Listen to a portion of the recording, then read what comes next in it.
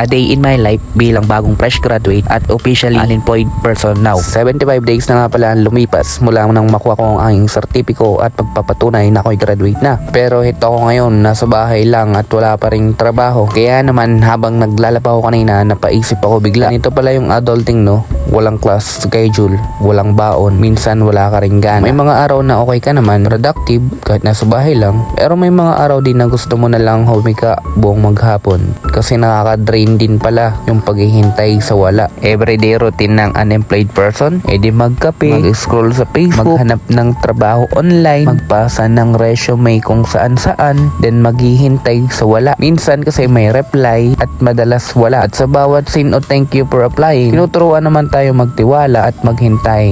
Pero sabi ko nga, madalas wala. Kaya hindi natin maiwasan na mag-overthink about sa future natin. And ang higit pa dun, minsan, nainggit tayo sa iba. Kasi sila, may work na, may sweldo na, may mga plano na.